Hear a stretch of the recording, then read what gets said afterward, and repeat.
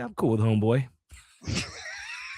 That was the only political statement Shinedown has made in the decades that they've been in the business. I'm cool with homeboy.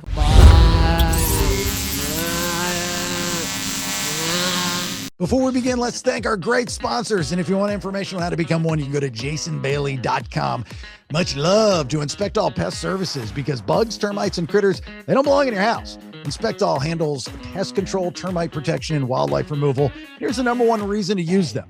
One company that does it right the first time. Bonus, they also take care of insulation, pressure washing, and gutter maintenance all across Atlanta. Less calls, less stress, better results. InspectAllServices.com. If life makes you Google lawyer, call the Aurora Law Firm, led by the Mad Dog, Manny Aurora. This Georgia-based team handles criminal defense, white-collar cases, DUI, expungements, and more.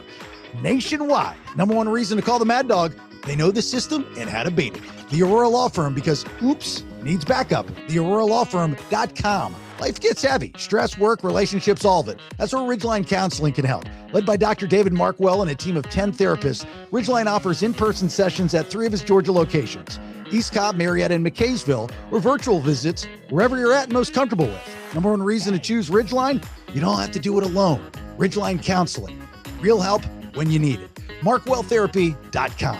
Power goes out, not at your house, if you call Alternate Power Solutions. They're a family-owned Generac generator dealer, founded in 2012, handling sales, installation, service, and repair for home standby and portable generators across Georgia and Tennessee. Here's the number one reason to use them. You don't pay a dime until the job is done and you're 100% happy.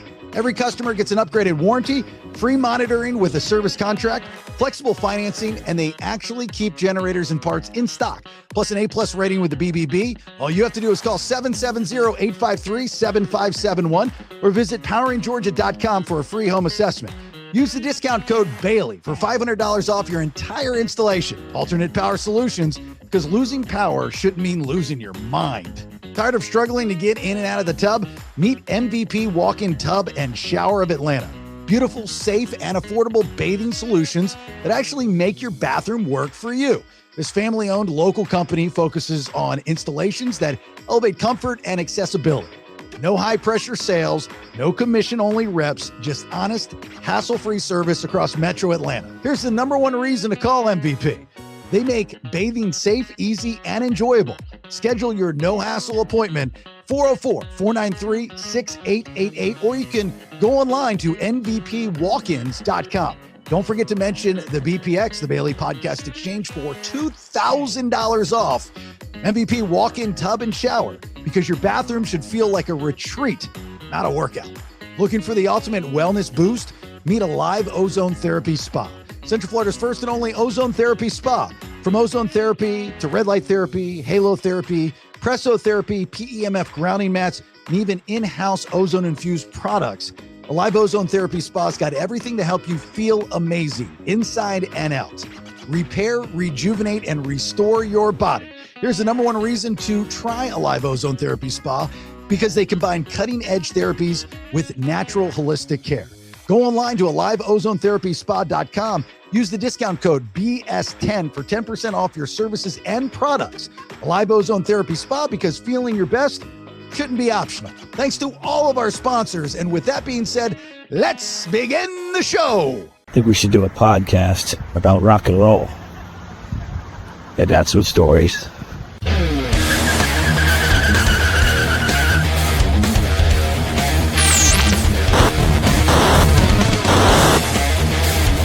Yeah, let's do it. Welcome to the Vinyl Road Podcast.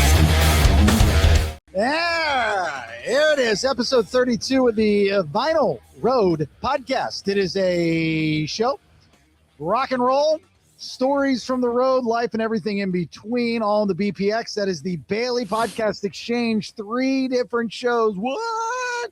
5 days a week, one feed. Some of them are just for subscribers. So if you would like to get details and all that good stuff, you can go to jasonbailey.com. Thanks for being here. My name is Jason Bailey. There's Mr. Man himself, Mr. Brad Stewart. How are you, sir? What up? What up? I'm good, man. Feeling good. Feeling good. Get an applause. Yeah. Thank you. Do you want to know why today is so important? Today, specifically. Today whatever day you listen to this podcast, as long as it's before the 18th of January. Do you want to know why this day is so important? Tell me. It is BPX Merch Week. Heyo! Let's fucking go. All right. Vinyl Road Podcast t-shirt. Look at it go. Look at it go. Yeah. Yeah, in all its glory. That's a good one. Yeah. So there's Is that the charcoal one or the black one? This is charcoal. No, this is charcoal. Yeah, that's bad. It's tough for me to go all black. Oh, really? I like all black. I wear all black all the time. Like you very rarely will catch me not wearing all black. But for some reason, with like logo shirts for like my radio shows or the podcast and stuff, I like to go with charcoal. It's something about the dark charcoal I like. I don't know why. It just brings out your eyes. Thank you. Anyway, the reason why I'm saying that is because so wherever you're listening to this, up until January 18th, 35% off in the merch shop, $16 tees. Wow. So depending on what like fabric you get, me personally, and I know Brad as well, we're fans of the premium, that like thin, kind of tight on the arms, but loose on the belly kind of thing. Yeah. I don't know if it's premium. I ask. That's the way to go premium. Gotta go premium. So anyway, I do know in January they're gonna have a bunch of different sales. So just try to get in when you can. I know Brad appreciates it. I appreciate it, but I'm not there. But Brad appreciates it when he's up on stage. Live is performing to look out there and see that you're supporting his podcast, not only his band, but also his podcast. So that's pretty cool, right? I mean, come say hello after, whatever. I'll sign it or if you have any other records or stuff, CD, swag, anything else. Yeah. Swag. Actually, you know what? So let's just do a scenario here. Brad's on stage, Saliva's performing. There are thousands of people in the crowd, and you spot the few that are wearing a Vinyl Road Podcast t-shirt. They're probably going to stand out more than everybody else, to you at least. It's a recognizable shirt, though. Yeah. I mean, I could see it. There's been times when people have come to the shows, and I'm like, hey, all right. I like it. That's cool. Or even the hat. I could see the hat from a distance. Yeah, that's cool too. Yeah, you can get a bunch of stuff. You can get hoodies, sweatshirts, pillows, bags. You can get a coffee mug. I think shot glass. Like a beer mug. Yeah. Cell phone case. Yeah, it's good. Now you do have to kind of search around a little bit for it because I think it just takes you right to the t-shirts. Does it not? And then you kind of have to go, no, I want other things. And then there's a whole list. Yes, other things. Correct. Very good, Bradford. That is by design because you have to take them somewhere. So I figured most of the time people are going to want a t-shirt. Sure. But then on the bottom of the page, it has the options for the other products. So you see what I'm screaming. I feel you. Yeah. Okay. So anyway, jasonbailey.com, take advantage of the deal. I got to say this. I'm very excited about this episode. We do not have a guest, but our content, I'm very, very excited. I've got so many things that I need to ask you. One, I'm about to, it's been driving me insane all week. And like, since we do the show, I don't want to text you. I could have called you. Yeah.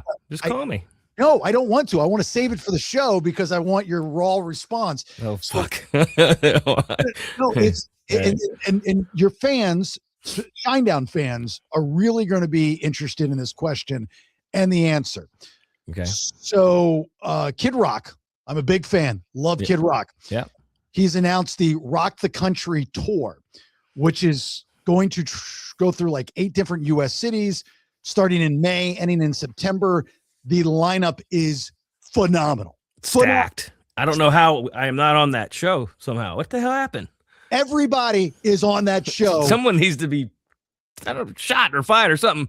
Or both. She's fired then shot. Well, so here's the rub, right? You look at Kid Rock. Kid Rock is a diehard conservative. He loves Trump. And so he surrounds himself on these tours with like-minded people, right? Jason Aldean, Aaron Lewis, so on and so forth. But you see other artists that have been added, I think like Limp Bizkit, I think Creed or something like that. Like I saw Creed on there. Yeah. Nickelback, and then what really surprised me was Shinedown. So, I don't care though. I love Kid Rock, and truth be told, I lean that way anyway. And I love this whole entire lineup, and I love the mix of country and rock and so on and so forth. But Shinedown, and this is where the question's coming in, and correct me if I'm wrong, Shinedown has always stayed neutral politically and even just opinionated on anything. They don't speak out. Brent Smith does not speak out on any of those types of things. Yeah. Does it surprise you that they would sign up to be on Kid Rock's Rock the Country tour? Not saying that you have to believe everything that he believes in to be on the tour, but perception is reality. And I'm sure fans of Shinedown are going to start asking questions. Would you not agree? Yes, I could see them making that sort of connection that, okay, the band is now on this bill. Are they leaning to the right? Are they pro-Trump? Are they, what is their political affiliation? And quite honestly, it might vary within the band. I mean, they may not have a collective agreement as far as who believes in what and what party and what they subscribe to. I will say it was a funny instance. I think we did an interview when I was still in the band. And I guess George Bush, not HW, just W, was president. And someone asked Brent, because we went to Iraq and shit when I was in the band. It was 06 or whatever it was. And they asked him if he thought of the president. And he goes, yeah, I'm cool with homeboy. That was the only political statement Shinedown has made in the decades that they've been in the business. I'm cool with homeboy. Okay. I mean, he didn't go off on a rant. He didn't say, yeah, this or that. Yeah. But he just said, yeah, I'm cool with homeboy. Would you say? And he just fucking moved on. I was like, at the time I wasn't actually, man. And I've since sort of changed, my viewpoint and stuff as time has moved on.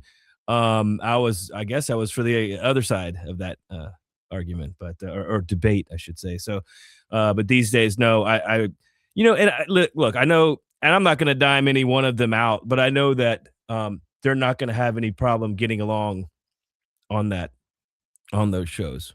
Most of the guys in the band, if it comes up, if politics comes up, they're going to be fine with those folks. Yeah, because I'll just leave it at that. You know what I mean? They're all Southern boys, right? Yeah, absolutely. We know Brent's from Knoxville. Barry, I mean, he moved around. He was a Navy, which we may be seeing a little bit more of one of those cats in that band. Oh, like you and I. We, like you and I may. Yeah. That's the rumor. If you can imagine. I mean, that's the rumor. Just put that out there. But yeah, and I believe Eric's from South Carolina. Zach's from Memphis. So, that's not a stretch. Mm-hmm. Not to say that you can't be from a city in the South and be super liberal, right? I mean, yeah, you know what? And I don't care the way, like Bon Jovi, he's extremely liberal. It doesn't mean I dislike Bon Jovi and his music. It has nothing to do with it. No, exactly. I have a problem with, and this is not just for musicians, it's for people in general. I have a problem when people yell at me and tell me what I'm supposed to believe. And then they yell at me because I say what I believe and they tell me I'm not supposed to believe that. Like that's where the disconnect, in my opinion, in this country comes from, is people talking at you, so anyway, I was just surprised when I saw them on the lineup. As we were talking, I don't know if it was last episode, the episode before, about Shinedown and any of the songs in their catalog. Like, is there any emotional connection that has been talked about with an actual person or something? And, we talked about Brent's son Lyric and so on and so forth. Shinedown has always kind of been vague, outside of the mental illness stuff. They're vague. You don't really know them. Well, I remember, of course, we covered Simple Man, and I don't know if you remember the guitar that Jason would play when when that would come on. Stars and bars, man. And, there were some times where people kind of said shit about that, It didn't stop him from playing that guitar. No. And it didn't stop us from playing that song. But, there was times in after that happened for us that people were like, I mean, I don't know if it was like people at the label, but they're like, does he have to play that guitar? Like they didn't want to piss anybody off. They want everybody fucking possible to buy the record like the band, right? They don't. So taking a stand though, like it was what you're kind of getting to, right? Mm-hmm. The band didn't really take a stand. Or at least they haven't. Well, do you think that maybe they just want to stay out of that shit, Yeah. No. Like, don't get it twisted. I don't think you have to take a stand politically. Right. But I do think you don't have to take a stand politically, but I don't think you have to put extra effort into hiding who you are. I feel like Shinedown has, and again, for those that are new to the show, I go way back with the band. I mean, I was there since day one on the radio side of things, so I've seen the band grow and go through different things. They've just always been vague. I mean, they've dodged questions. I know when I've had Brent on and interviewed him a million times, of course, it was just kind of unsaid where don't dive too deep, Jason. Just keep it kind of superficial.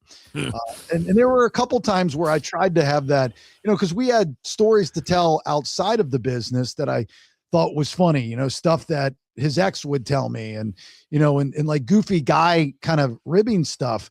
And I brought it up one time and it just fell flat. And I was like, I guess, and I just never went back there after that.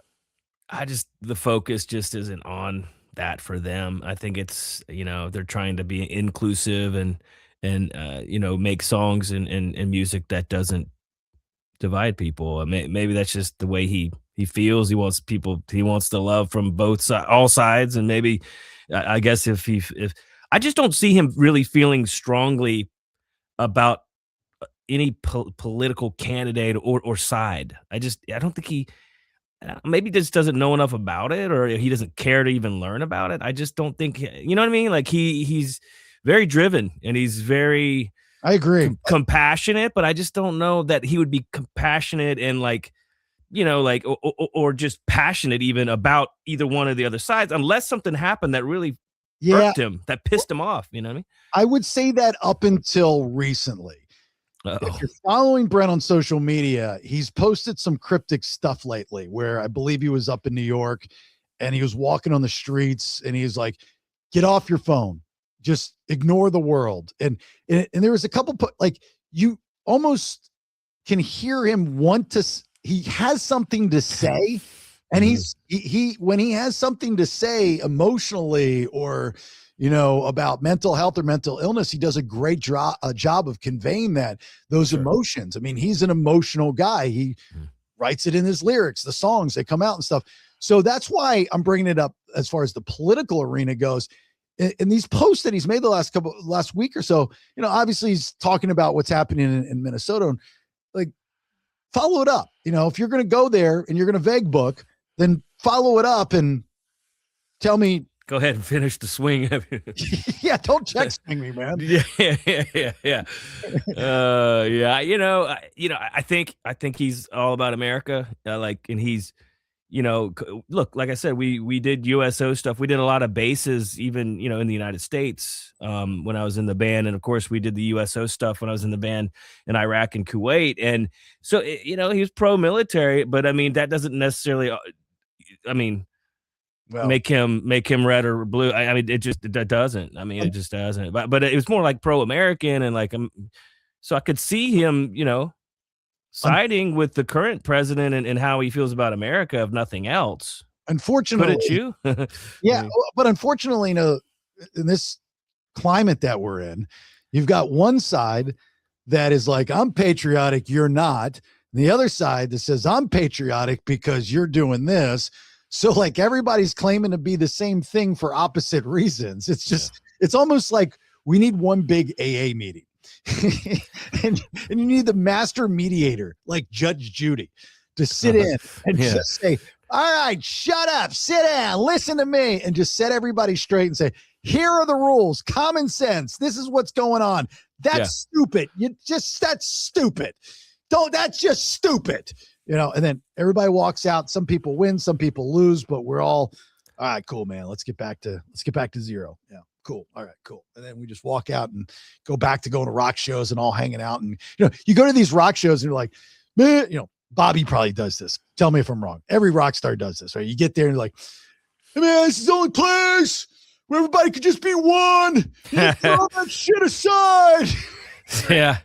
Yeah, pretty much. Yeah. You want that to be true, but it's not. Maybe you do, but but maybe it is in that arena, in that situation. If we could we're not here for that. Let's just now some artists will go off on rants and make it about that. But we don't. It's more about, hey man, it's party. It's let's do it. Yeah. Like my friends in like Lit. Yeah. We may be seeing some of those guys on here too, just so you know. They're a national treasure, and people don't even say it to as much as they should. That band is a national treasure. I love them. Yeah, man. So they're party music. It's just like I don't see them going off on shit like that. Maybe they do at their shows, but we don't at ours. I just don't think you're gonna solve anything. If anything, people are gonna be like, "Yo, I didn't come here for that. Stop." At least that's most fans. I would think. I paid a ticket to watch and hear the songs. Some people don't even want to hear you talk between the songs. They're like, let's go next song. Well, that's, I don't know. That's weird. Another thing Brent got, in my opinion, a little too talky during the shows. I don't know if he still does. I haven't seen him play in years, but it was like, I think it was even the Us and Them album, to be honest with you. Yeah, dude, I used to smoke cigarettes back then, and I could almost get an entire cigarette down with some of those story times. I'd be like, man, fuck, almost done. Let's go. All right. And Jason would look at Barry and be like, start the fucking song. and next thing you know, we're fucking ripping, and he's trying to finish what he's saying before the thing kicks in. He was a rambler, but in those days, like that early to mid 2000s, that was like the sophomore slop, where that second album from all you guys, like the Disturbs, like when Believe came out, dude, you couldn't shut Draymond up on that stage. And it was like, not the first album, Down with the Sickness stuff. He was straight rock and roll. As soon as that Believe album came out, he felt like he had to describe the logo and go through and all the religions and what it means. And I'm like, David, I love you. I love your dogs. I really do. I swear to God, I love you a lot. But bro, enough. You gotta stop. You gotta stop. The thing is, though, who's gonna tell him to stop? Nobody. He's the guy. That's the thing with these singers, because if you're the guy, you're gonna be as the bass player, gonna be like, hey man, could you chill out on, or the fan? Maybe the fans say it on socials and they read it. Maybe it affects them, maybe it doesn't. But like, who's their boss at the end of the day? Fans are the boss. Fans are always the boss. They are, but I don't know if it's gonna alienate people to the point where they're not gonna be fans anymore. Maybe it will. Some people, if they get that, these days I could see it happening. 20 years ago, probably not. Yeah. If Axl Rose can be 3+ hours late to start a concert and people still wait. I witnessed that firsthand in London. Yep. Me too. Not in London, but me too. Yeah. Yeah, man. That's rude. Scott Weiland did it too, and when someone asked him, he was watching the baseball game or something. Like it was a bad excuse for being late. It was like, damn, bro, that's fucked up. That's when he was bad off. Not to trash Weiland. I fucking love Weiland. Love Axl Rose too, but just saying, right. I'm like, man, that's pretty rough. There was a video that I saw this week, and I don't know if you saw it as well, of Weiland's kid singing Plush with his buddies, because he's like part of a band, and like I think everybody in the band, they're the kids of rock stars. Yep. Is Slash's kid in it too, or no? I think is it Slash's kid? Who is? I don't know all the players. I want to say it's the bassist for Duff McKagan. Oh yeah. Trujillo's kid. Yes, correct. That is happening. Mm-hmm. Anyway, I don't know her, but so I'm 50 and I'm watching this video. I remember when Plush came out, STP, August 93. Me too. And it's a phenomenal album. And now, he's obviously dead and gone, not bloated, but gone. And now I'm watching his kid sing his song. Mm-hmm. He sounded great, by the way. I mean, he sounded gritty and he sounded Weiland. Weiland actually vocals were really good. I mean, when fucking he was awesome, dude. Yeah, he was one of my favorites. So good. But dude, 1993, that song came out. I graduated high school in that year, and he's dead. His kid's singing it. It's on the internet. But it's just people watch it and look at it, and I don't know. For some reason, it hit me. It was like, makes me feel old. Brings back memories. Makes me think of that first time I heard that kind of thing, and then now to see his kid singing his song. I mean, like, do you get like that when you see stuff like that?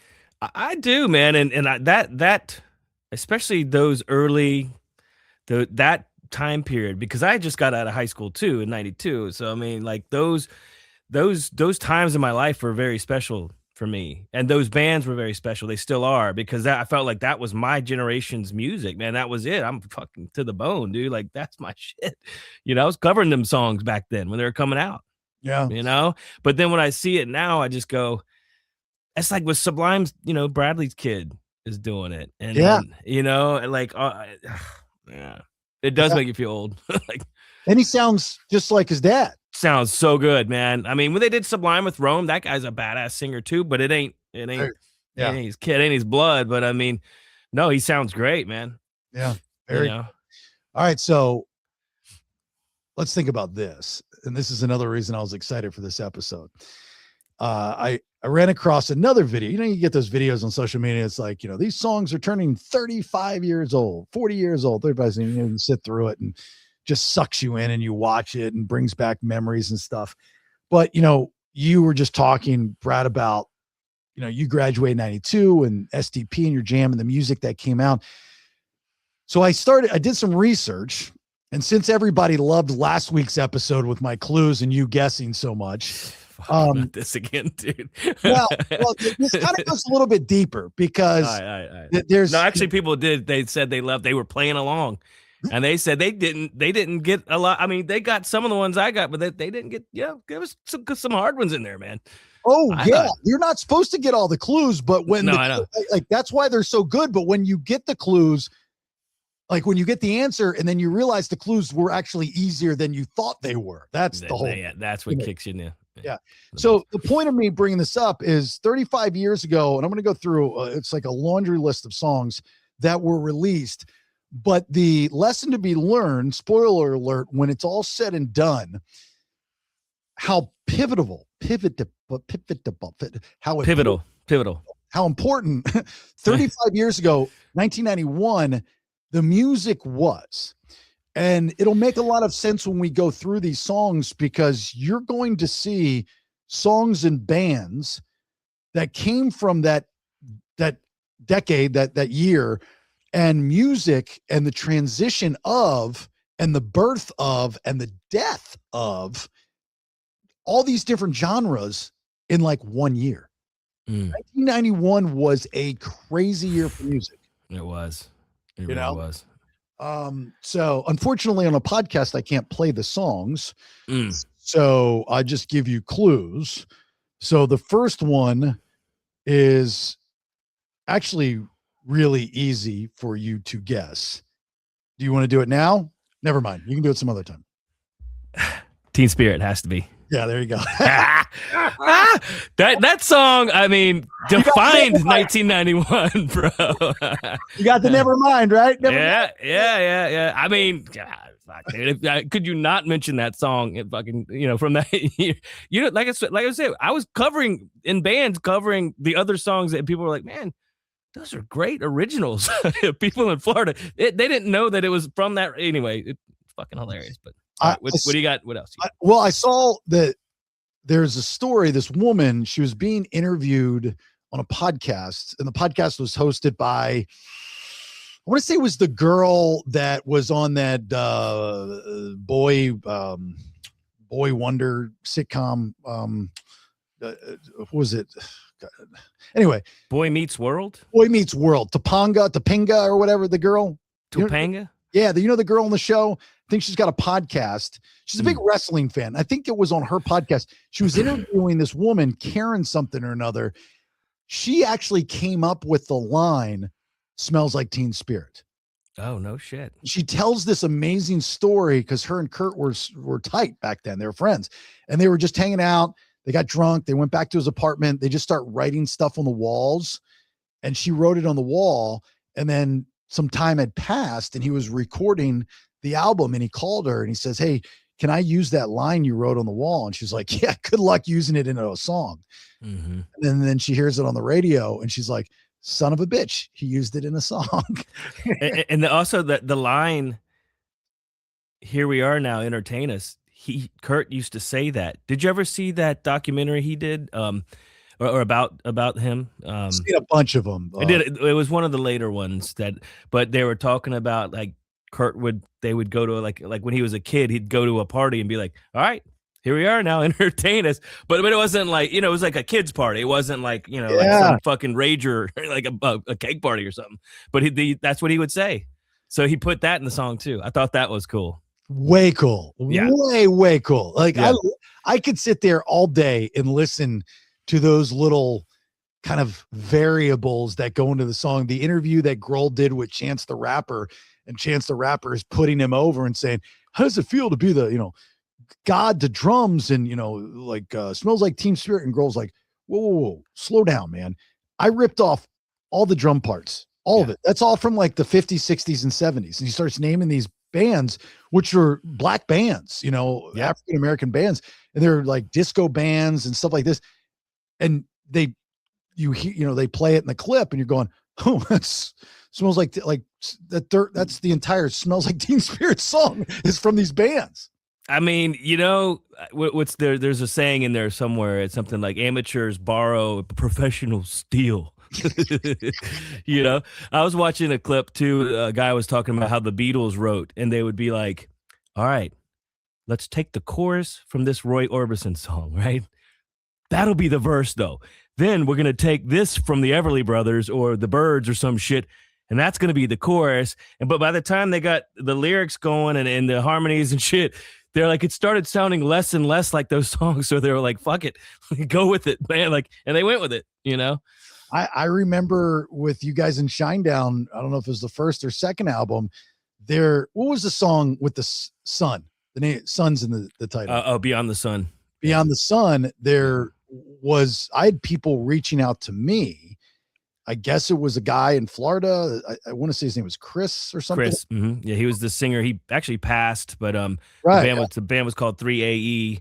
And so Tony, the producer of that record, had produced that band. And Tony had co-written that song, I believe, Beyond the Sun. Oh, so there was when you have a publishing deal and you're the producer too, you can kind of push your songs up to the top of the pile, if you will. So yeah, he had Brent sing that song, but there's another version of that song with the singer Chris of the band 3A that he died. I can't remember how he died. It was in a car, or maybe it was pills. I can't remember, but the song made the record. It's a good song, no doubt, man. Great song. Dark. Yeah, it got radio play. It was a radio track too. So are you trying to tell me that song Tony pushed, but did he tell you guys the backstory? I knew it was. Did he tell you the backstory? No. So I'll go first. You go first. So when we started playing it at JRR, and people were coming to me for anything and everything Shinedown for obvious reasons. And so we started playing it, and I think I got a call from the guy's mom because they were a Florida band, right? They were in like Stanford, Orlando, that area. Yeah. Right. Yeah. So I don't know if they were fans of mine or just fans of the station or what, but like I got called and yelled at or talking to aggressively. And I said, "Ma'am, I have no idea what I literally have no idea what you're talking about." So I think I'd reached out to Brent and I said, "Hey man, just a heads up, I got this, blah, blah, blah. And so he kind of briefly explained the situation. I said, well, do you want to come on and say something? You know, I mean, like I had to have him on to explain the Simple Man stuff. I'm like, Jesus, you're just killing it with all these having to explain your songs. I was like, you want to come on and explain this? He did, but he's like, you know, let's safe, probably pretty safe. Yeah. It was quick and we moved on, but we addressed it, that kind of thing. And I didn't dive too deep. You know, obviously I don't want to bury him or you guys, or that was never my gimmick or MO. And then we just moved on. And I think I got a follow-up call and it was from another family member and they weren't happy with that. And I was like, I don't know what else to do. I'm sorry. I did my best. Well, Chris Gill was another Chris that was, I believe he was in that band. He was like first engineer on Us and Them record. Tony hired him to do the, you know, the sound engineer parts. You know, he was the guy behind the board where we're recording and Tony's pacing behind us screaming at us because we didn't get it done in one take. And Chris is sitting there making sure everything's sounding properly in the mics and in the performances and stuff, and also editing in Pro Tools and stuff. But I mean, that the band was actually named after a friend of ours, Edmund. They were called something else. Do you remember Lee Miles? No. Anyway, and they named the band 3AE as 3 After Edmund after they kicked him out and fired him. So that was the name of their fucking man, was after him.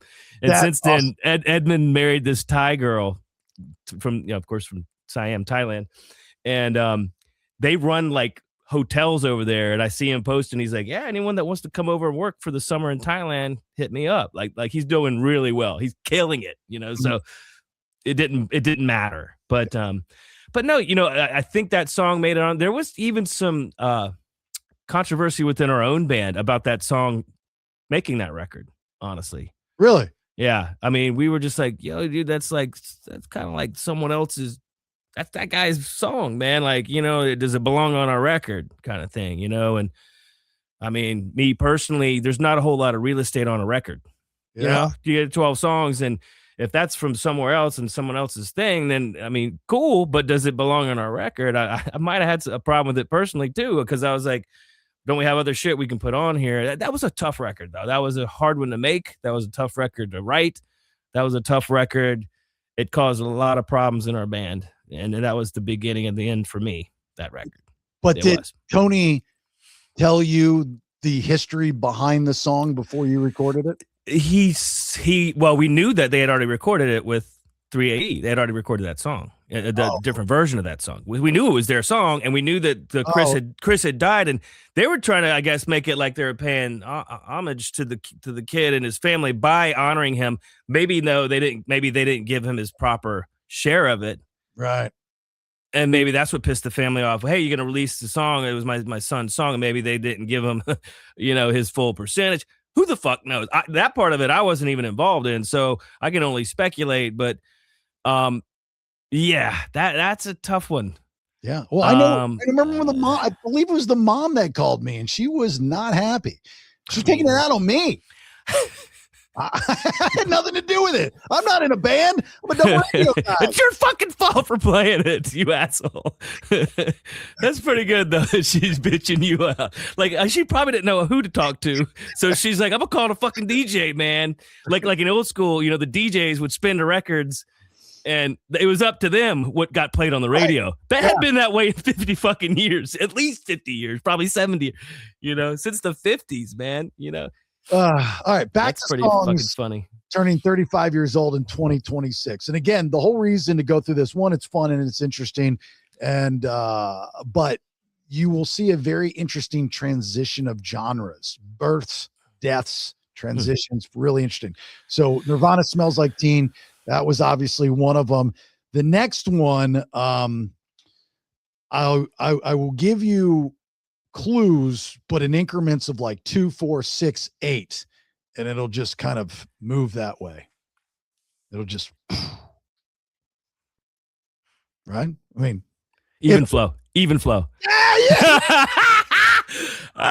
Yeah, baby. Fucking. I thought you were just talking for a second. That wasn't even a clue. See, they make Well, it could be 8675309, right?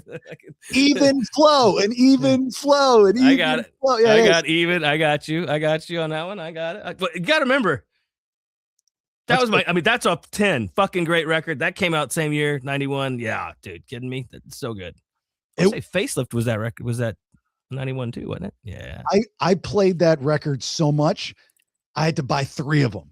Because I scratched the CD. You know, when you love a CD, it would get scratched. And they got so big, they didn't even know how to deal with it, dude. Like when Jeremy, they were like, no more videos. We ain't doing it. No more. That was it. Yeah. I mean, you know, you made it when you made it. Yeah. Yeah. Little side note for Pearl Jam. If you're not familiar with the side project from Stone Gossard named after my friend here, Brad, you need to find that band because that lead singer, Sean Smith, I believe. Sean, he's passed now. Great story. Folk Explosion, Pigeonhead, I believe. Just absolutely amazing vocalist. But I love that band. Love that band. Was it Folk Implosion? Yeah, Folk Implosion. What was their song? It was Dinosaur. What was that shit, man? I know that song. How do I know that song? It was big. God, that was a big song, but it was kind of more like alternative, right? It was like deeper alternative. It was Low Fidelity All Stars or something. So Sean Smith, Sean Smith, yeah, Pigeonhead, and Pigeonhead was the band he was really known for, right? Oh, okay. And then why did I bring up Low Fidelity All Stars? Because I think Pigeonhead did. There's some weird connection. Oh, Battle Flag. The song Battle Flag was redone by Low Fidelity All Stars. That's why. And Folk Implosion, that was a band, or was that a name of a song? I think that was the name of a Low Fidelity All Stars song, right? I thought it was a band. Maybe I'm off on that one. I know I got like 75% of what I just said right. I don't want to mess with my internet because I'm scared my camera's going to fuck up and get pixelated or freeze. I'm barely even moving because I'm like, if I move too fast, I don't want to ruin the damn picture. So I'm sticking right in the middle, man. If there's ever a vocalist, just period at the end vocalist, that just left us before his time and we never got to see the full power, like mainstream never got to see, which it's Sean Smith. It's dude, Seattle guy, born and raised, just amazing. So go listen to like the band Brad, or even go listen to Pigeonhead, and you'll see, because he's, you know, that Seattle based alternative, that indie rock style, you know, he's influenced by Mercury and Prince and Kiss and those guys. Just, I mean, absolutely. His voice is chilling. It's so good. It's chilling. I've not since heard a vocalist like him. Really? Oh yeah. Man. Yeah. I mean, that's something to say. I mean, it's just been some good ass vocalists since then, bro. I'm not saying just good. I'm just saying the way he sings is chilling. Like the control and the emotion and the cadence. Like if you listen to Buttercup by Brad, just that song alone, you know, you're like, wow, you know, it's just so slow and moody. Okay, melancholy. Yeah, it's just like Buttercup, huh? Oh, yeah, and it's such a gay sounding song, right? Buttercup. But it's, you know, it's cool. It's cool. I have to write this in my notes. Oh my God. Oh, you're not a Brad fan. You should be. Your name. I'm not a fan though. You know, I just didn't know about. I mean, I remember when I guess, was it McCready? No, it wasn't McCready. It was Stone Gossard's band. Yeah. So when that was happening, I'm like, he just probably wanted to do anything but Pearl Jam at that time. He's like, fuck, enough already, dude. You know, like, so I could see that. But he to me was the master in Pearl Jam from the songwriting, because when it changed to Eddie, I was like, you lost me. I'm out. I missed the exit. I'm out. Yeah, Eddie brought that kind of Bob Dylan-esque kind of vibe to it. But I love Bob Dylan, man. But it just wasn't that good. I'm sorry. Is that bad to say? Like, it just wasn't as good as what it was before. That's for sure, man. It was just lost that thing about it, man. You Sorry. lost. And look, I'll always be a diehard Pearl Jam fan. If I go to Black is one of my all-time favorite songs. Yeah. Porch is my favorite Pearl Jam song. But State of Love and Trust, even the ones that didn't make that record, State of Love and Trust, and what's the other one on the single soundtrack? Breath. It's like the second song on this. I'm like, how did that not make the record? What the hell, dude? But whatever, you still used it. But I'm like, man, that's a great song. Those are great songs. But you lost me at Last Kiss. As much as I like the song and I like their rendition of it, and I like the story allegedly on how that was made, because it's a redo of a song from back in the day. It's just, you've gone mainstream when you're doing an old song. Like, I don't know. It wasn't Pearl Jam to me. It was, which he did some other stuff that was solo recently. That's good, actually. Oh, do you know what I'm talking about? I'm like, save your shit for the Eddie Vedder stuff. Like he did some of that on a ukulele. What's that one song, dude? It's called it has Sun in the title too. Big yellow sun on all people. Do you know what I'm talking about? It was like on a soundtrack. I think it was on like the what was the old book? Like where the wild things are or something. It was on, I think it was on one of those. Do you know what I'm talking about? It's Big Hard Sun, I think it's called. Dude, great fucking song, but it sounded more like Pearl Jam. Yeah. But it was his thing, Well, even, like when he's singing with his daughter Olivia, that's cool. Like, I get it. You're a dad now and you're older and those days are done. I understand that. It's cool. But when you still had the oomph in you, and it's I don't know, it's tough when you are a fan, and this is probably me talking as a fan, just being very jealous and greedy and selfish, but you're part of, you're that latchkey generation. You're part of the rebellious grunge movement. You're singing about not knowing your father, which I could totally relate to. I mean, that's what Alive is all about. Yeah. And you have this connection, and then you go through breakups and you're hearing, all the songs that he has, and you're singing along, and everything kind of relates to your world. And then boom, out of nowhere, Last Kiss comes out, which sounds like, I'm in a Johnny Rockets. Yeah. Like a diner song. Well, that's allegedly where it came about, where he was out with Chris Novoselic, bassist for Nirvana, and somebody put it on the jukebox, and Chris suggested that he do that song. That's what I heard. Whether it's true or not, I have no idea.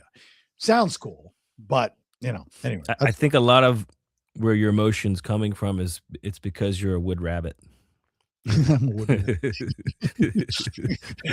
rabbit. from last I don't want to be a wood rabbit. You hate being a wood rabbit, dude. I'm a wood fucking tiger, bro. You are. I know. That's badass. Yeah. 35 years ago today, another song. Don't sleep on this one, because this will last forever. Go ahead. Entree, answer. Don't sleep on this one. Entree, go ahead, answer. Because this will last forever. Entree, go ahead, answer. Entree. Enter. Sandman. Yeah. Oh, fuck. How'd I get that? Dude. Don't sleep. To sleep on it. When you said entree, I was like, enter. And it had to be that. Right? Well, that was, it was kind of. I mean, because that was the same. That's when they got a little, I was diehard Skater Kid and of course, Kill 'Em All, Master Puppets, Ride the Lightning, even even when Cliff was gone, they still had, and it was Injustice, even though they turned Jason's bass off. Have you ever heard what it sounds like with the bass up? No. You can hear it. He's a great bass player. Was a great bass player. They did him wrong, dude. I'm sorry.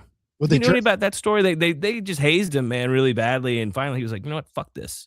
Like really? James would come up behind him when he's playing and like fuck with him, just on the jumbotron and shit. I don't know, man. They did him. They did him dirty, dude. I'm sorry, man. I didn't know that. It was bad. I don't blame them for leaving. Like, dude, you got to be happy with what you're doing. Like, and if they're fucking with you, like every time you turn around, and Lars is like in there, and they're mixing the record, and he's like, turn the bass all the way off, and then he's like, gradually bring it up Mm. until you could just faintly hear it. Mm. All right, that's the level of the bass, and that's how it came out. Wow. Go back and listen to that record, dude. It's like, I mean, if you really listen to it, you can. I didn't hear know it any coming of through. this. Not that metal music has a ton of bass in it anyway, Right. but it does fill that frequency range to fill out the sound and make it sound thicker and just better, in Yeah. my opinion, man. And I mean, in metal you can get away with it, but like that's what was cool. I thought when Korn came out, they had bass drops and they were tuned to like A, and that shit was fucking ripping, dude. Like that was good.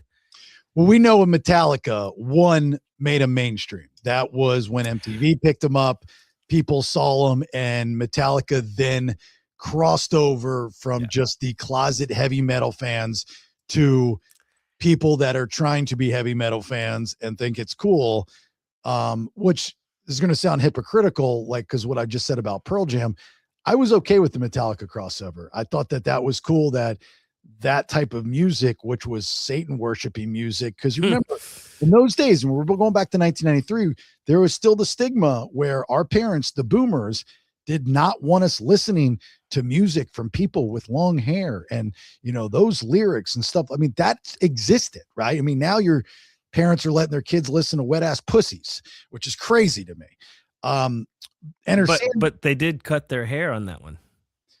Yes, on the Black Rat, remember? Well, I mean, so now, I mean, they ain't got the hair no more. I mean, not the one video. Hetfield's hair was long on the one video. Okay, but I think it was that record cycle.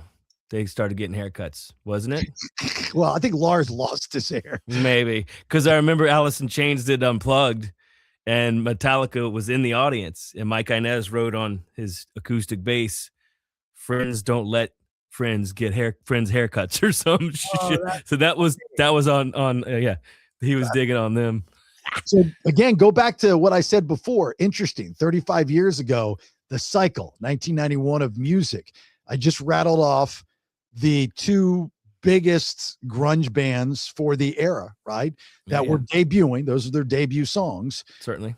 And then you get Metallica, which Metallica had been around for a minute with success, just not mainstream success. Sure. So this is now also the, hoopty hawa of MTV, of transitioning, to the new MTV, to, TRL and all these other types of things.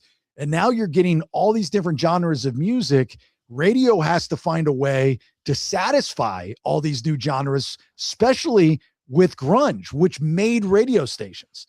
That's what made alternative rock.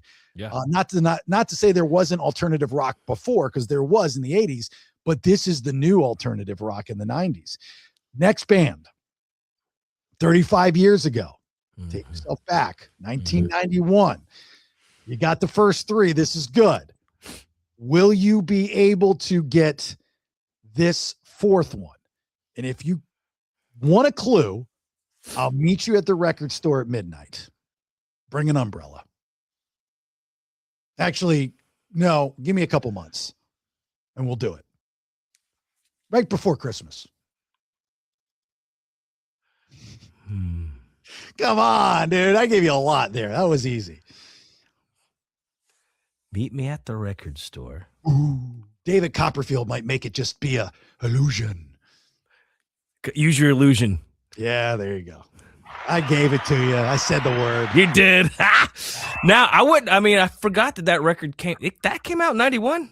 Yeah. Which was a separate release between the two of them, or they both came out? They both came out, didn't they? Oh, that's why I said midnight. It was midnight record store. That's the last. I mean, to me, I'm sure there have been some since, but a Tower Records or some shit. Yeah, that was the last album at midnight release that I can remember. And we were all lined up at the store and all that stuff. But you had Use Your Illusion 1 and 2. But this is November Rain, so the single November Rain came out. So Use Your Illusion might have come out in 1990. I don't know, but which was an interesting thing on MTV to have that 6-minute song plus from them, and then now you have Plush and you have Teen Spirit, or you have these. Plush wouldn't have been out yet, or was it? No, because that came out in 93. So, but you still had Pearl Jam songs and Even Flow and stuff like that. And then you had now Axel at a piano with the Stephanie Seymour. God, she was hot. But that's so weird for me, man, because I know I've said this before, but didn't he date her? He dated her, right? He dated her. Oh yeah. Yeah. I mean, dude, you Axl Rose, you get the pick of the litter on that shit, bro. Yeah. At least back then. Uh-huh. But I didn't think those records were as good, man. So, I mean, fucking Appetite was so good, dude. It was so good. Still. So good. But still. Use Your Illusion. I mean, a lot of covery type of stuff and definitely more poppy. I'm a fan of Lies. Like, I love that album. Lies was great too. Love Lies. Yes. But you know what? I think we talked about this. They could have made Use Your Illusion just one record. They could have, but that's not fun. Just whittle it down, bro, to the just cut out the bullshit. Yeah, but you got to get in the ring, man. You need. So, yeah, and Chinese Democracy, obviously not as familiar or popular. I've not heard the album, and it's very rare that I think anyone can go to a concert, hear a song live or songs live, and actually enjoy them when you're expecting not to. And I saw Guns N' Roses at the Vault, the Hard Rock in Vegas. Mm-hmm. Opening night, first time they've been back. DJ Ashba was there. This is not the crew. It was DJ Ashba version. And I just happened to be in Vegas, and I knew a guy who knew a guy who knew a guy. And I'm there, credentials front and center, watching. And he starts playing stuff from Spaghetti and also Chinese Democracy. I loved it. It was great. I couldn't remember it, but I just remember going, oh my God, this is, there's certain songs, certain beats, a certain algorithm in a song that if it works, it works. Right. And it worked. I'm going, wow, man, this is good. Like really good. And I wanted to hate it. I wanted to not like it. So I think it fit with the guys he had in the band at the time for sure. And there were some good songs on some of those records. Yeah, absolutely. It was, go listen to them now though. It was one of those things where it was almost like, when Motley Crue had Karabi in there, you're like, God dang, it's fucking great, but is it Motley Crue? So so you hear the Spaghetti or the Chinese Democracy, and dude, it took so long too, so it was so built up, right? And then you're hearing it, and you're like, is it Guns N' Roses though? There was like some program shit going on there. It just the blues rock thing just was out the window, bro. The Slash, Izzy Stradlin, I don't know. So I've got a lot of these songs, and we're gonna wrap this up here. So I'm just give me one more. Yeah, you got it. I'm gonna give you a couple more, then I'll wrap. Okay, I'm gonna jump around here, so you're kind of understanding the whole point of 35 years ago, 1991. The difference. Jump around. Yeah. Well, was that one? No. Did House of Pain, was that 91? No, it had been later. No, but I will tell you. Yes. I mean, it's either. Hold on, how do I do this? Dude, I could just hear your mind working, dude, from here. Oh, Peter Paul. Peter Paul and Mary? This would be an ops mission. Okay. You could go out like in the woods and be as dirty as you want. I mean, if you're down with it, of course. But you got to be down with it. Are you down with it? Nine Inch Nails. No, just be down with it. It's an ops mission in the woods. It's an ops mission in the woods where you could be on that bad list, on Santa's bad list. Naughty. Just have naughty in the title. Naughty by nature? No, is it naughty by nature? Yeah. Fuck, man. I'm fucking 5 for 5. Let's go, bitch. Naughty. Yeah, I saw your face when I said naughty. Yeah. Is it hip hop? Hooray. Okay, yeah, man. Again, so look, totally different genre. Look where that genre was going. But where was the down with it part?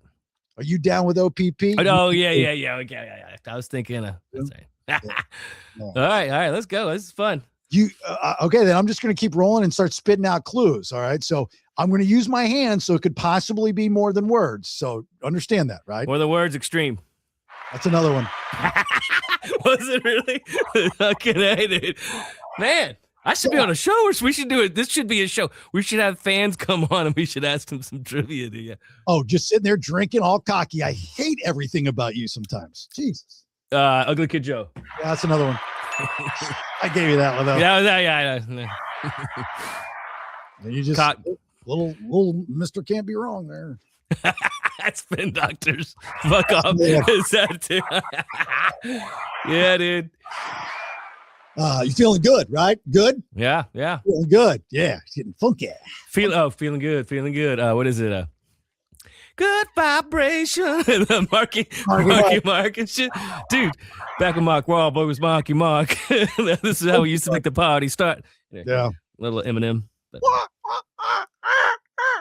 Also, you'd put seal your deck outside.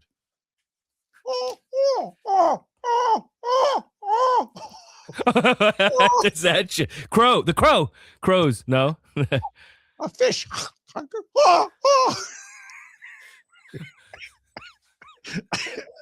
Man, you were committed to that, dude. I got it. We'll jump in the water. Oh, real big fish. No. Oh, that was later. That was during the ska shit. Somebody golf cleats jumped on my face, and then a wolf ripped my arm off. But I marry hot chicks and have babies with them. Oh man, you're killing me, dude. The fish thing. Bait jail. I don't know. Is this? Let's see, man. This might stump me. You might get me here. I can be purchased at Home Depot to help cover your porch. Weatherproof it, matter of fact. Sealer. Thompson. What? Seal. There you go. All right, man. Crazy. Crazy, yes. I was gonna say seal on one of the other ones, actually. The other clues. Golf cleat. He's got all those holes in his face. He does, poor bastard. He's burned or something, wasn't he? Or something. Damn, that sucks. Hey man, he does marry. Yeah. Is he still married to her? I don't think so. No. I don't know.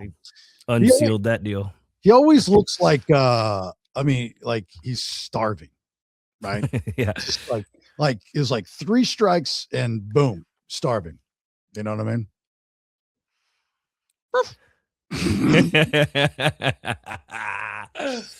Oh, he always looks like he's starving.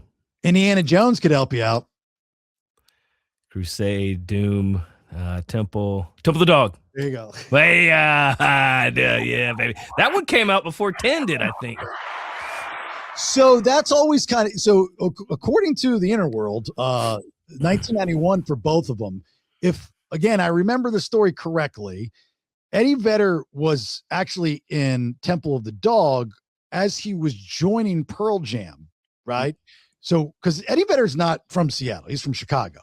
So he comes over to Seattle to, I guess he knew Cornell, and get in with Temple of the Dog, because Temple of the Dog also had who from Pearl Jam had Mike McCready was doing the solos. McCready.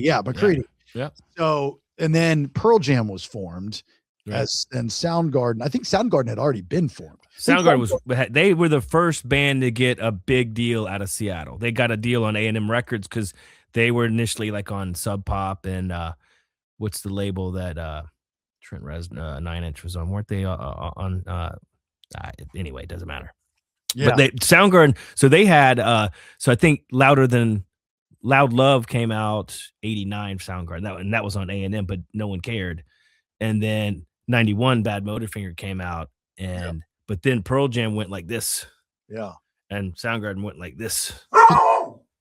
My dog. It's okay, buddy. He don't like that shit. You said Temple of the Dog. You said Pearl Jam did.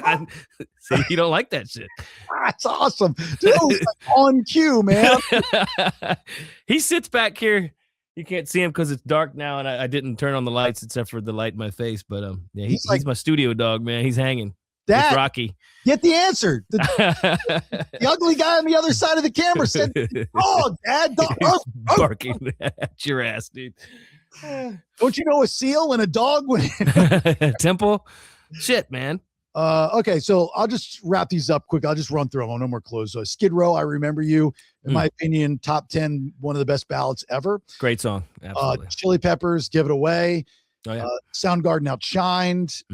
Ozzy Osbourne, No More Tears, Mama, I'm Coming Home. Again, that's a perfect example of transitioning from, Ozzy's kind of doing this way after Sabbath stuff, kind of, I guess kind of way after Sabbath stuff, and being introduced almost to a new audience. Yeah.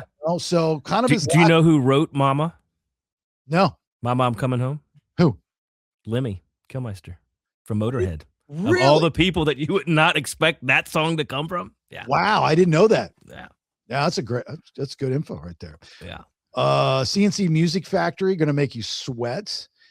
Prince, Diamonds and Pearls. Roxette, Joyride. I loved Roxette. Love that band. Color Me Bad, I Want to Sex You Up. Now we start talking about grad night, like at Disney. And that was also the era of these like kind of Black-centric movies, Eddie Murphy, Boomerang, those types of movies. And they were using a lot of these De La Souls and Color Me Bad, PM Dawn, which was like the poster child for what I just said, Set Adrift on Memory Bliss. That was a big song in 91. Yeah. Yeah.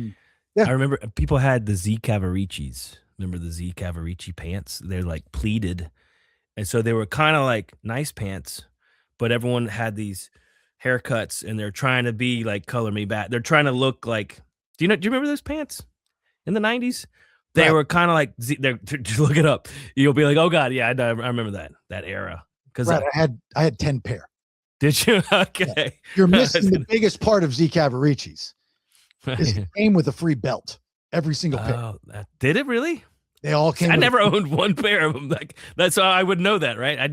But I had friends at my high school in Mandarin High. They had them. And they had their own clique of guys that dressed that way. Yeah, we're the Cavaricciers. Yes. Yeah. That and Bugle Boy pants with the California roll, where when you rolled it up, it had a different print than the acid wash jean that you were wearing.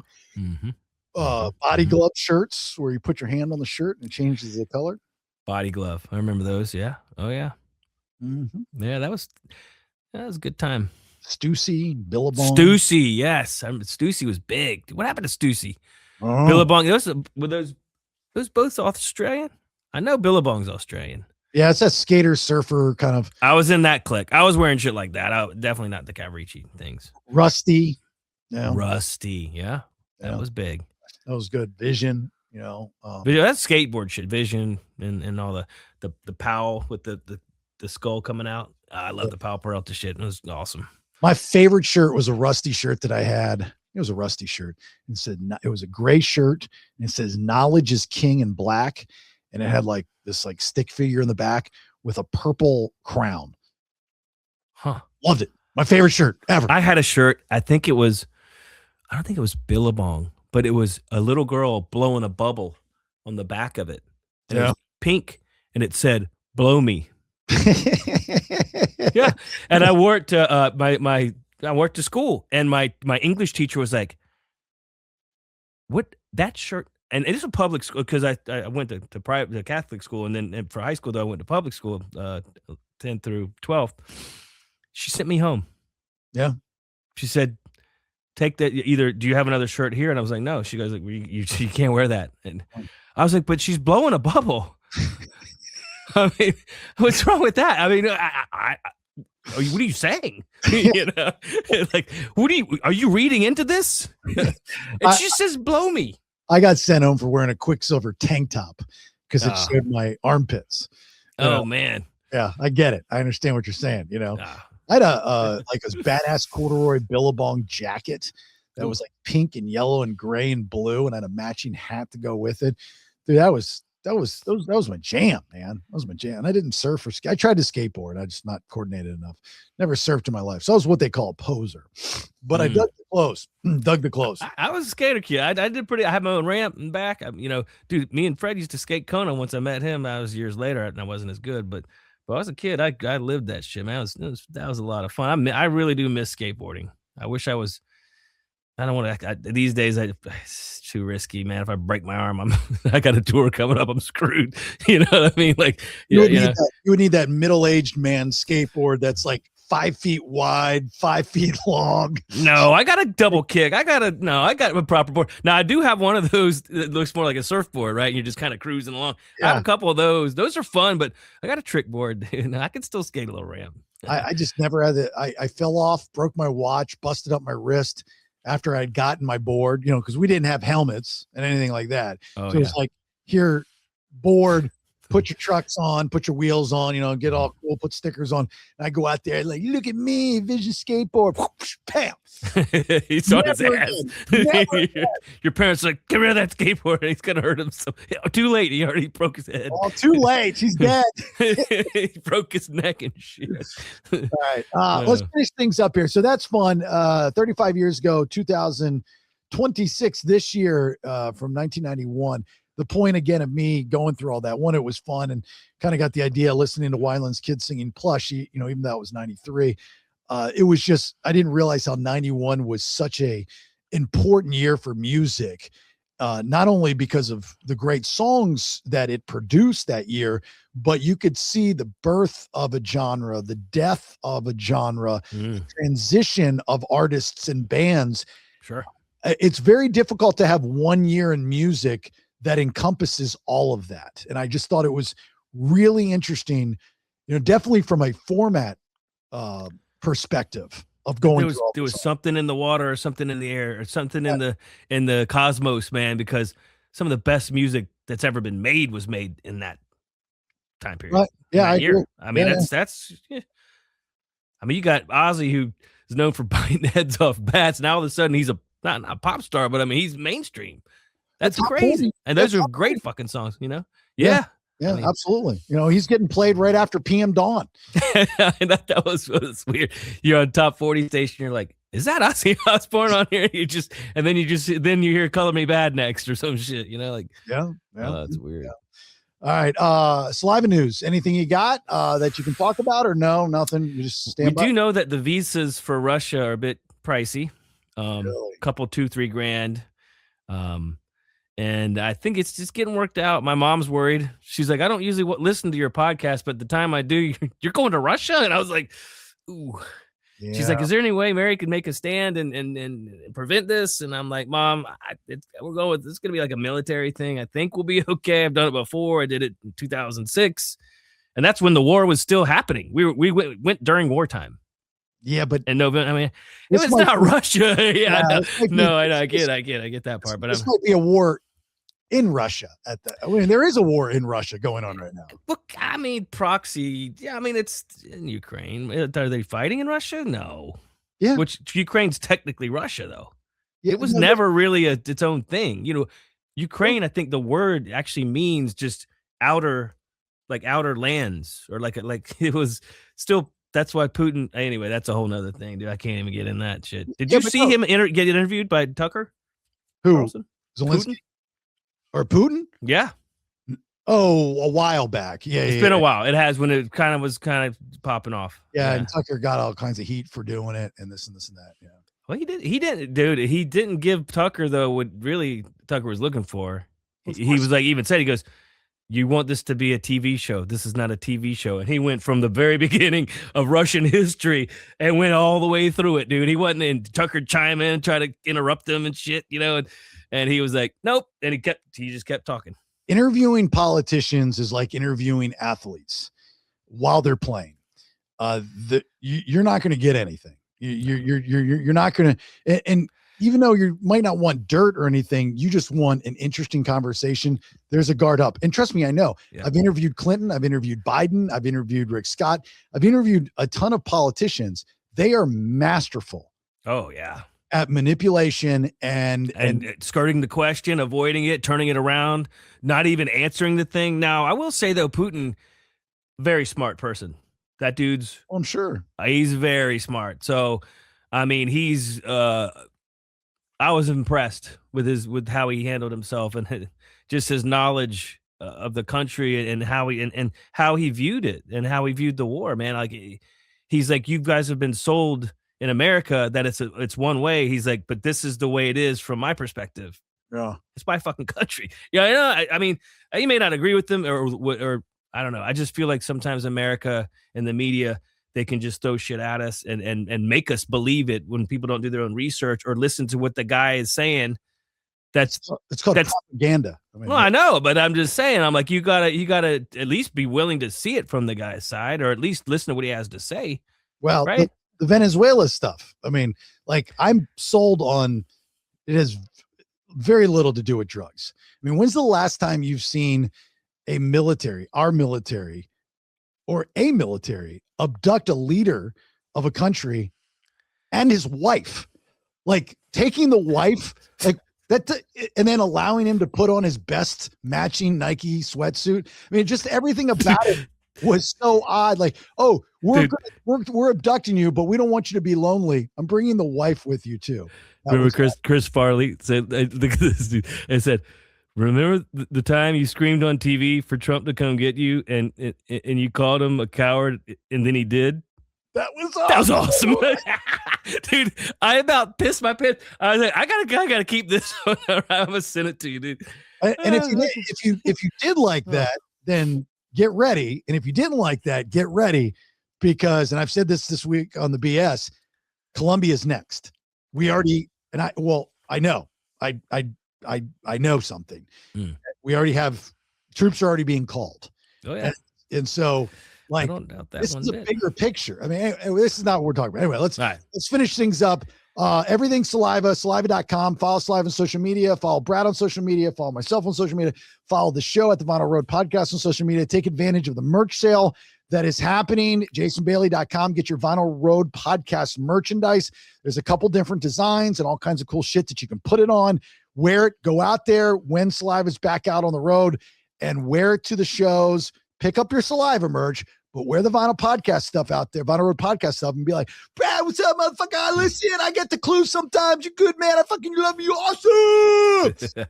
Do like one of those things. Or just flip me off. I don't care. Well, either way. Then at least I'll notice you. Hey, oh, there you go. Any appreciation. Any of it's appreciated by both of us. I know that. All right, brother. You got anything before we get out? Man, thank you all for listening. As always, very grateful. Vinyl Roadies, thanks for representing and being engaged. And we have some new guests coming up. Yeah. That I'm locking down and we're just it's gonna be fun. We're not gonna have guests every week, but when we do, it's gonna be good. Yeah. So stay tuned. Get ready. Let's go. We don't have guests every week, but when we do, it's fucking awesome. It's fucking awesome. I don't know. Vinyl Roadies, after doing this like kind of trivia stuff, they're like, fuck the guests, man. Just keep doing that trivia shit. That's fun. They did. I mean, it was fun. This was fun. I love this shit, man. I mean, I did better than I thought I would, but I mean, that was my time in music. Though. That was it. Yeah, as a kid, I feel like I failed you with the clues. To be honest with you, you did really well. Oh, thanks. Like the bounce back week, big time. Yeah, I did bounce. Yeah, I feel defeated. Let's put it that way. No, you did fine, dude. You did fine. All right, look, guys, thank you so much. Please support all the shows that are on the BPX. Subscribe to the episodes of the BS if you're not doing that already. That's how I actually feed my dogs with that money. So if you want them to eat this month, that's cool. JasonBailey.com. All of your information is up there, including all of our great sponsors. If you would like to be a sponsor, and of this podcast, all the podcasts, just reach out to me. You can do that on JasonBailey.com.